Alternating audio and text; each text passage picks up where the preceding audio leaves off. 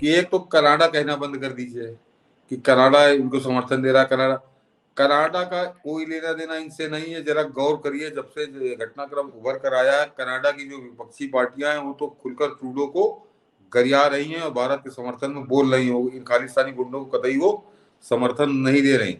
इसके अलावा उस ट्रूडो की सरकार में, उसकी तो मंत्रिमंडल होगा ना, उसकी सरकार का कोई मंत्री आज तक एक शब्द नहीं बोला इन खालिस्तानी गुंडों के पक्ष में या भारत सरकार के विरोध में। उसका ट्रूडो की सरकार का एक कोई अधिकारी बड़ा, किसी का मैंने बयान अभी तक नहीं पढ़ा जो जो इन खालिस्तानी गुंडों को समर्थन दे रहा हो या भारत सरकार के विरोध में बोल रहा हो। तो कनाडा का इनसे कोई लेना देना नहीं है। एक ट्रूडो उन्होंने पाल लिया है अपना कुत्ता। वो कांग्रेस ने, पाकिस्तान ने पता नहीं उसको क्या सुगाया है। वो मेरे ख्याल से एक और चीज है कि उसको जरा मैं दूसरी घटनाक्रम बताता हूँ। उस फोटो को अगर आप लोग ध्यान से देख लेंगे, ये खेल वही है। मनीष, ये फोटो आपने देखा होगा यासीन मलिक की, जब प्रधानमंत्री आवास गया था, है ना। मैंने भी ध्यान नहीं दिया था। मुझको एक बेटे की तरह है, उसने कहा कि अंकल उसको देखिएगा जरा। उसने बड़ा करके दिखाया तो मैं भी चौंका। उसने कहा जरा गौर करिएगा कि यासीन मलिक ने मनमोहन सिंह को दिया क्या था उस भेंट में। ये मनीष जी कभी इस पर चर्चा नहीं होती। और उसने जब उसको जूम करके फोटो दिखाया, दर्शकों को जरूर देखिएगा, आपको पड़ी है गूगल पे, आपको मिल जाएगी।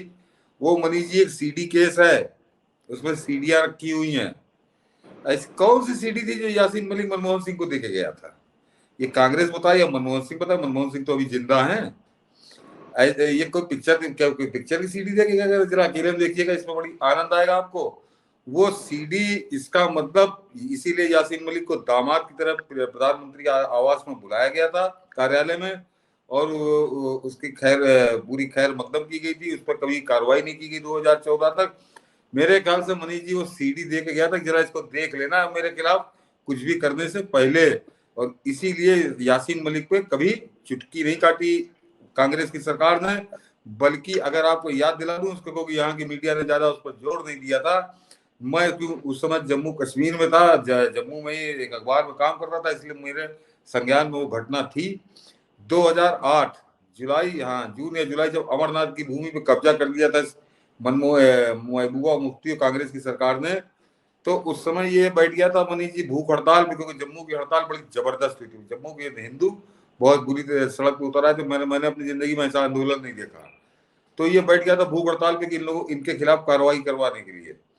और उसको जूस पिलाने मनमोहन सिंह का विशेष दूत हिदायतुल्ला स्पेशल प्लेन से पहुंचा था और उसको अपने हाथ से जूस पिला के उसका अनशन तुड़वाया था। ऐसा दामाद की तरफ पालती थी ये यूपीए सरकार। तो वो क्यों पालती थी ये समझिए कि वो जब आया है 2010 में 9 में, तो वो एक सीडी का डिब्बा लेके आया था, उसने मनमोहन सिंह को सीडी दी थी। तो ये एक गेम होता है। इसका मैंने जिक्र इसलिए किया कि उसको देखिएगा कि, और जरा एक आतंकवादी किसी देश के प्रधानमंत्री को कौन सी सीडी दे सकता है मनीष जी? खुद बोलती है, कुछ सवाल ही नहीं पैदा होता। जरूर उसमें कुछ ना कुछ ऐसा था कि औकात में रहो और मेरे खिलाफ कुछ ना बोलना। वैसे ही मेरे ख्याल से ट्रूडो की कोई सीडी आईएसआई के पास है, तो ट्रूडो नाच रहा है उनके बंदर की तरह। बाकी कनाडा की सरकार, और सबसे खास बात बता दीजिए, वहां पे और भी संस्थाएं होंगी कनाडा के, जैसे एनजीओ होते हैं। कोई का एक भी कनाडियन जो है भारत के खिलाफ या इन खालिस्तानी गुंडों के समर्थन में नहीं बोल रहा। इनको कोई समर्थन नहीं है। वो एक है, तो वैसे जैसे मैंने कहा मनमोहन सिंह की सीडी ऐसे हो सकता है कोई सीडी आईएसआई ने ट्रूडो के पास भी पहुंचवाई हो कि वो सार्वजनिक हो जाएगी, तो वो उनके उस इशारे में बंदर की तरह नाच रहा। सिर्फ तो जब भी बात करिए तो ट्रूडो की बात करिए, कनाडा से नहीं। कनाडा पूरी तरह से, मेरा मानना यह है कि कनाडा के नागरिक और कनाडा के वहां जो शेष राजनेता है वो खुलकर भारत का समर्थन कर रहे हैं, क्योंकि वो ट्रूडो की ऐसी तैसी कर रहे हैं और भारत के खिलाफ एक शब्द उन्होंने अभी तक नहीं बोला है।